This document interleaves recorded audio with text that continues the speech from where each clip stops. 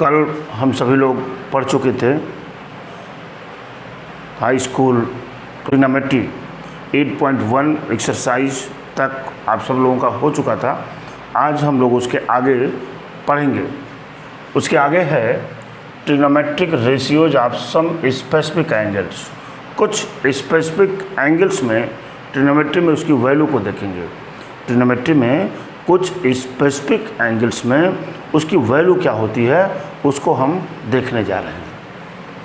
तो trigonometry ratio of 45 degree की trigonometry ratio में 45 डिग्री की वैल्यू कितनी होती है उसको हम लोग कंसिडर करेंगे।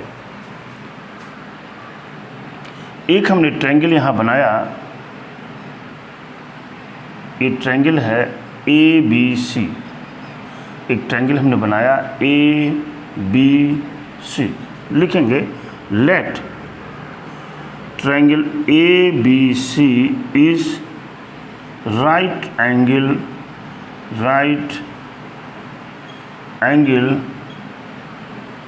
Triangle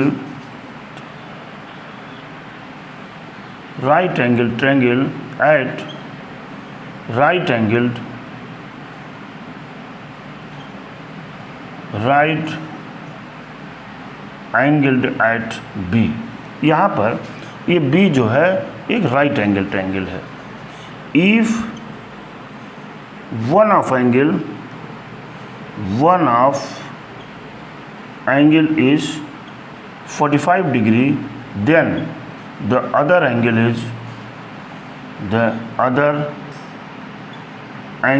is also 45 degree. अगर इस एंगल्स की वैल्यू हमने 45 डिग्री ले लिया तो ये ऑटोमेटिक 45 डिग्री हो जाएगा। ये एंगल और ये एंगल अगर इक्वल है तो इसके अपोजिट साइड यानी AB इक्वल टू BC। तो ये AB और BC की वैल्यू दोनों की वैल्यू इक्वल हो जाएगी। Let AB equal to BC equal to A। हमने कंसिडर कर लिया कि A की वैल्यू भी A है और B की वैल्यू AB की वैल्यू भी A है और BC की वैल्यू A है। बाई पाइथागोरस थ्योरम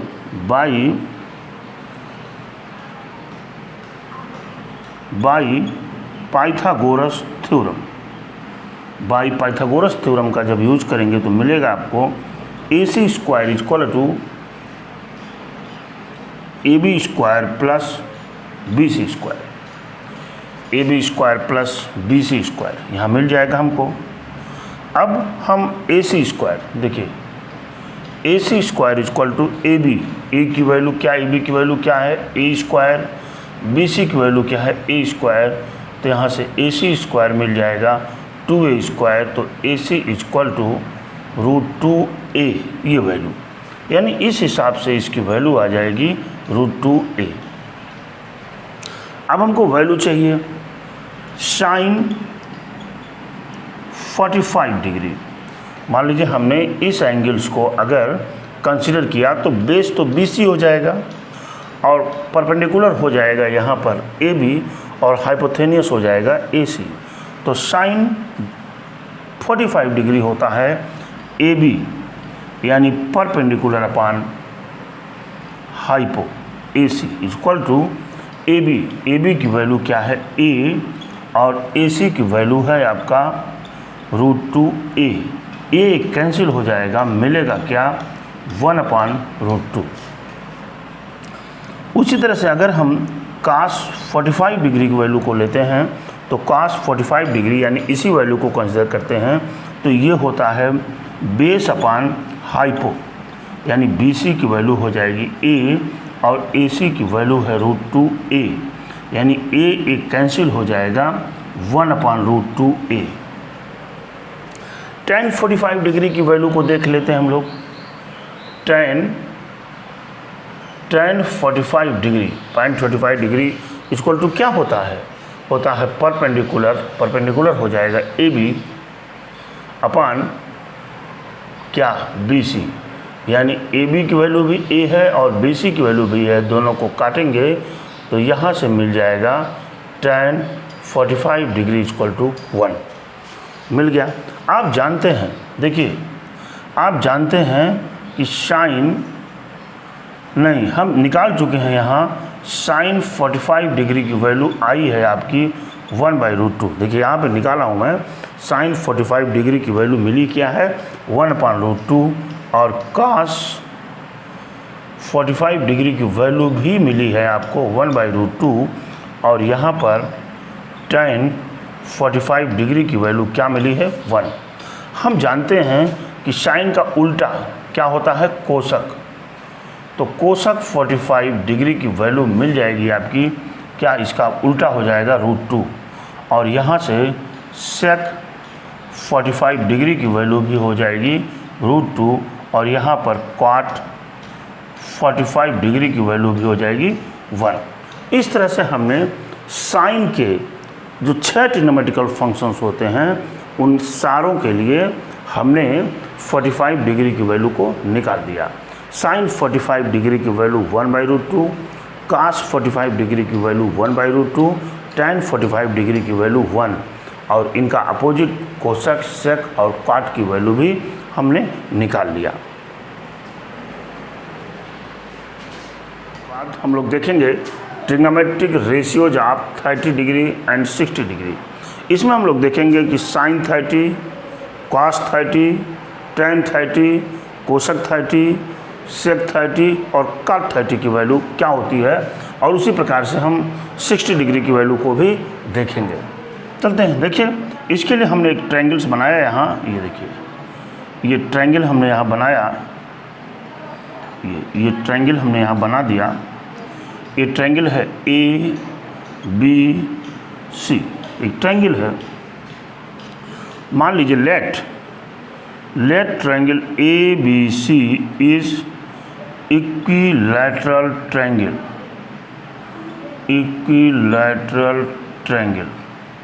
ये इक्विलैटरल ट्रायंगल है ABC, equilateral triangle and we know that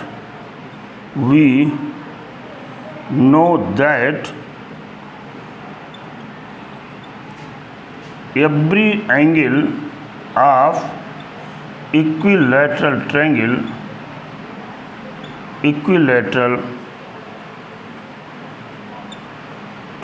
is 60 degree.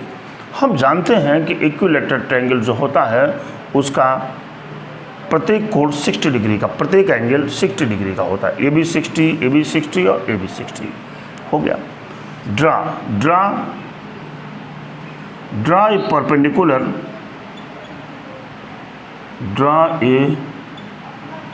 Perpendicular, AD from A। हमने यहाँ से A से एक परपेंडिकुलर डाला इस पर D, ये पॉइंट हो गया D। आप जान भी रहे हैं ये एंगल इस एंगल के इक्वल है, ये एंगल इस एंगल के इक्वल है, ये एंगल इस एंगल के इक्वल है और ये साइड कॉमन है। तो आप लिख सकते हैं यहाँ कि triangle ABD congruent triangle ADC आप लिख सकते हैं। अगर लिख सकते हैं आप तो आप ये भी लिख सकते हैं कि तब क्या हो जाएगा BD इक्वल टू DC। यहाँ से BD इक्वल टू DC मिल गया आपको, ठीक है। और आप ये भी समझ रहे हैं कि ये एंगल जो कि जब कॉन्ग्रुएंट हो जाता है तो सारी चीज़ें उसकी इक्वल हो जाती हैं। तो ये एंगल दोनों इक्वल हो जाएगा, यानी angle BAD equal to angle CAD और ये हो जाएगा आपका 30 डिग्री। किससे होगा लिख भी सकते हैं बाई CPCT आप यहाँ लिख सकते हैं। यानी ये जो एंगल हुआ ये 30 डिग्री है, ये भी एंगल 30 डिग्री है, ये एंगल आपकी 60 डिग्री है और ये भी एंगल आपकी 60 डिग्री हो गई। इस तरह से हमने इसको अभी तक इतना किया, angle BAD equal to angle CAD equal to 30 degree. अब देखिए लेट लेट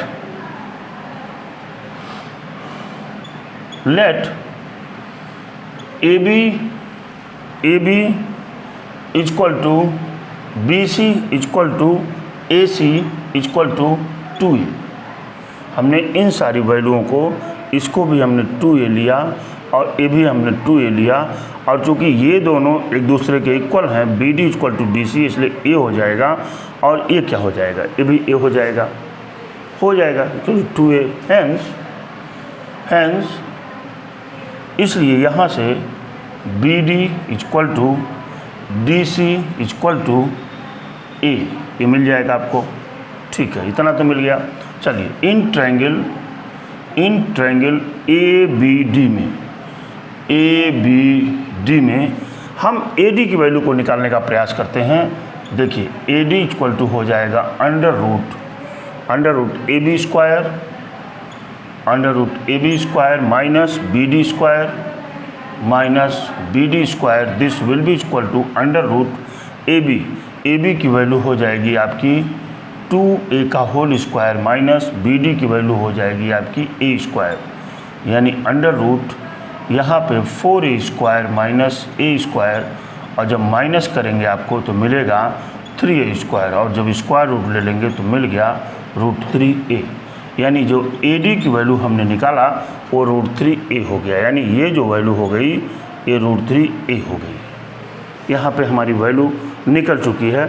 अब हम एंगल्स की वैल्यू को देखते हैं, और एंगल्स की वैल्यू को निकालना आप बहुत अच्छे से जानते हैं, हमने बताया भी है आपको। ठीक है, चलिए sin 30 की वैल्यू कंसिडर करते हैं। sin 30 डिग्री, देखिए हम इस एंगल को कंसिडर कर रहे हैं, यहाँ पर देखिए ध्यान से, यहाँ पर हम इस एंगल को कंसिडर कर रहे हैं, तो बेस हो जाएगा ये, और ये परपेंडिकुलर हो गया, ये हाइपो हो गया। तो आप जानते हैं sin 30 equal to perpendicular upon base. Perpendicular की वैल्यू क्या है, बी डी, देखिए ध्यान दीजिएगा, B D perpendicular upon hypo, perpendicular upon hypo, तो परपेंडिकुलर बी डी और हाइपो कितना है, ए बी है, और बी डी की वैल्यू क्या आपके पास है, ए, और इसकी वैल्यू कितनी है 2a, और a कट जाएगा, मिलेगा क्या 1/2, ये मिल गई। ठीक है, अब हम cos 30 की वैल्यू निकालते हैं। cos 30 की वैल्यू चलेंगे, जानते हैं cos 30 बराबर होता है बेस, तो बेस क्या है 30 के लिए, AD, तो यहाँ पर हो जाएगा AD अपॉन हाइपो मतलब AB, यहाँ हाइपो क्या है, AB है, तो AD की वैल्यू अभी आपने निकाला है √3a, और AB की वैल्यू क्या निकाला आपने 2a, ये देखिए a कैंसिल हो गया, मिल गया क्या √3/2। चलिए tan 30 निकाल लीजिए यहाँ से, tan 30, जब tan 30 की वैल्यू निकालते हैं, tan 30 वाला होता है बेस परपेंडिकुलर अपॉन बेस, तो परपेंडिकुलर का मतलब हो जाएगा BD और बेस का मतलब क्या हो जाएगा AD, यानी BD की वैल्यू क्या है A, और AD की वैल्यू है आपका √3a, ये कैंसिल हो गया, बचेगा क्या 1/√3। ठीक है, हम जानते हैं कि साइन का उल्टा होता है कोसक, कॉस का उल्टा होता है सेक, और tan का उल्टा होता है कॉट। तो बड़े आराम से हम लिख सकते हैं यहाँ पर कि ये कोसक 30, चूँकि इसका उल्टा होता है कोसक, तो इसका sin 30 की वैल्यू अगर 1/2 है तो कोसक 30 की वैल्यू क्या मिल जाएगी 2, और यहाँ पर कॉस का उल्टा क्या होता है सेक, तो यहाँ से सेक 30 की वैल्यू मिल जाएगी, इसको पलट दीजिए 2/√3, और यहाँ पर tan का उल्टा होता है कॉट, इसलिए यहाँ से cot 30 इक्वल टू मिल जाएगा क्या आपका √3, पलट दिया। हमने देखिए ना ट्रिग्नोमेट्रिकल फंक्शंस में हमने जो है 30 डिग्री की वैल्यू को हम निकाल चुके हैं। अब हम 60 पर चलते हैं। देखिए sin 60, ध्यान से देखिएगा, sin 60 this will be equal to sin 60 मतलब ये एंगल है। अब जब हम इसको कंसिडर करेंगे इन ट्रायंगल किस में, ABD में, लिख दीजिए इन ट्रायंगल ABD में आइए साइन 60 डिग्री की वैल्यू हम फाइंड करना चाह रहे हैं। आप साइन 60 ये एंगल ले रहे हैं ना, तो ये इसका बेस हो जाएगा। ये क्या हो जाएगा? परपेंडिकुलर, ये हो जाएगा हाइपोटेनियस। तो साइन थीटा इक्वल टू होता है क्या?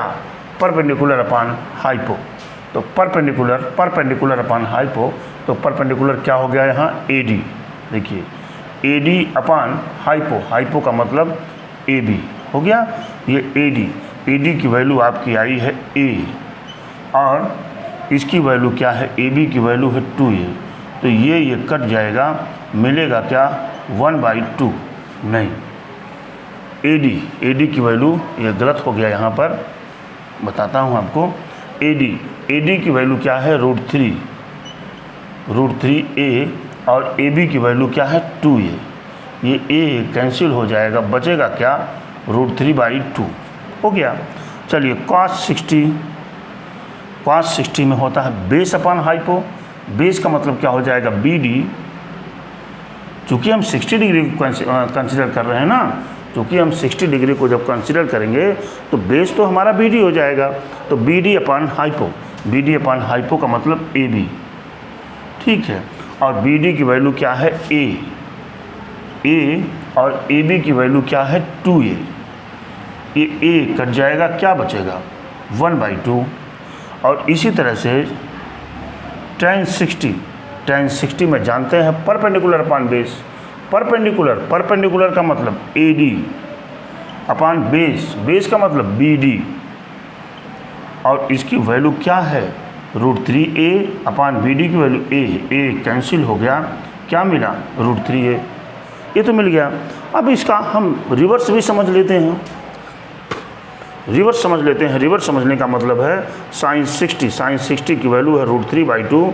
तो यहाँ से आप लिख सकते हैं कोसक 60 की वैल्यू, इसका उल्टा कर देंगे 2/√3। और यहाँ पर जानते हैं आप कॉस का उल्टा क्या होता है? सेक।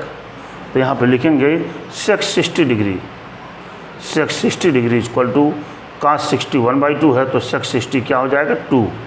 और यहाँ पर tan का उल्टा क्या होता है? काट।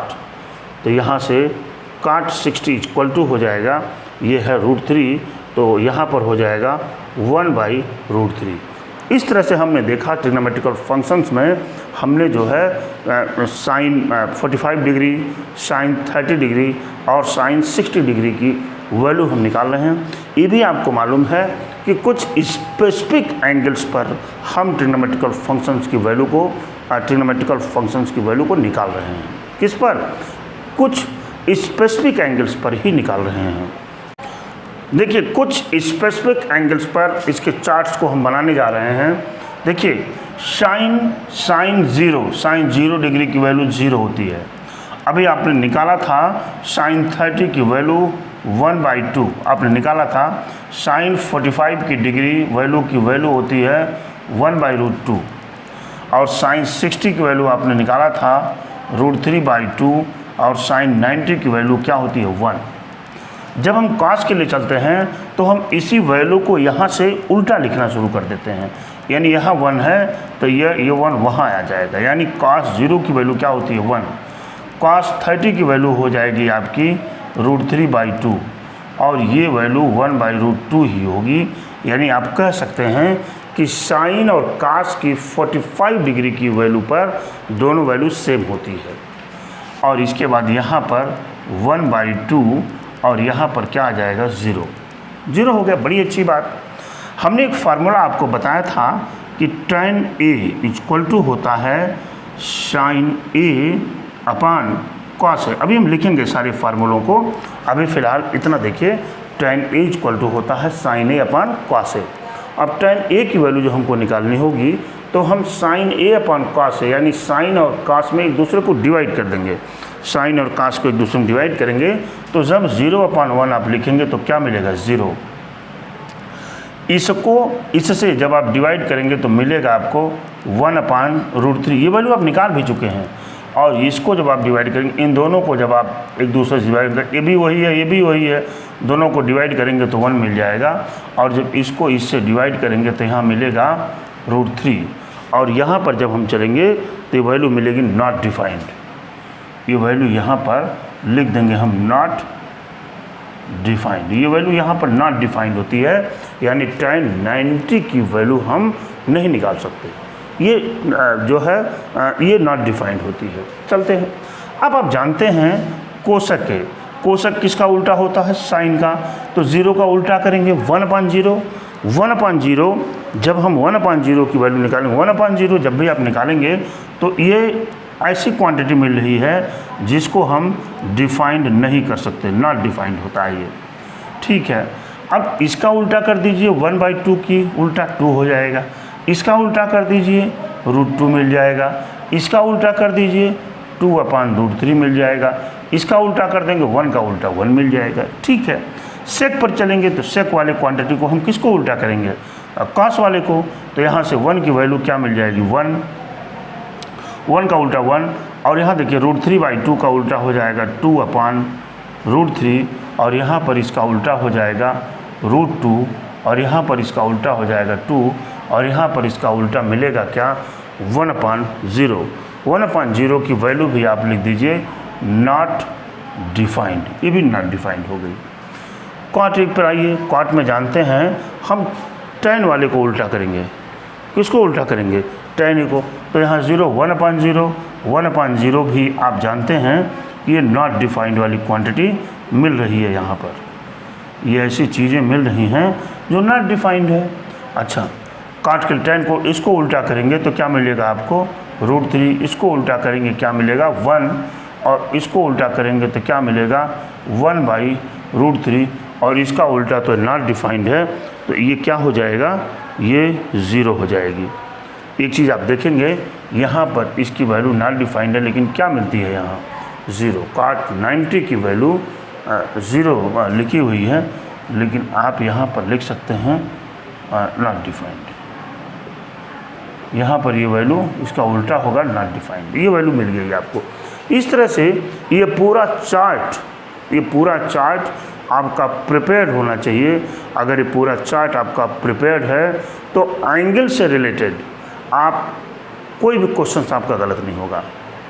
एंगल से रिलेटेड जो भी क्वेश्चन 10th क्लास तक में आते हैं वो आपसे गलत हो ही नहीं सकता, क्योंकि आपको सारे एंगल्स की वैल्यू बिल्कुल मालूम होता है आपको। बस इसमें क्या करना है आपको? साइन की पहली लाइन की वैल्यू आपको पता होनी चाहिए, यानी साइन 0 की वैल्यू 0, साइन 30 की वैल्यू 1/2, साइन 45 की डिग्री 1/√2, साइन 60 की वैल्यू √3/2, और साइन 90 की वैल्यू 1। कॉस का निकालते समय हम यहीं से इसको पलटना शुरू कर देते हैं। इस वैल्यू को यहाँ, इस वैल्यू को यहाँ, ये वैल्यू यहाँ, ये वैल्यू वहाँ, ये वैल्यू यहाँ। आप जानते हैं कि साइन 45 डिग्री और कॉस 45 डिग्री की वैल्यू 1 होती है, एक ही होती है, नॉट 1 होती है, एक ही होती है। tan पे चलते हैं तो tan का एक फॉर्मूला मैंने बताया है, साइन A/cos A, यानी इसमें इसको डिवाइड कर देते हैं। जब 0/1 करते हैं 0 मिलता है, इसका अपान इतना करते हैं तो 1/√3, इसका करेंगे 1, इसका करेंगे ये, यहाँ पर करेंगे तो नॉट डिफाइंड। अब कोशक के और सेक के और काट की वैल्यू लेने के लिए आप जानते हैं ना कि साइन का उल्टा कोशक होता है, इस वैल्यू को हम उल्टा कर देंगे। सेक में कॉस का उल्टा होता है, काट का tan का उल्टा होता है। इस तरह से चार्ट आपकी प्रिपेयर्ड हो जाती है।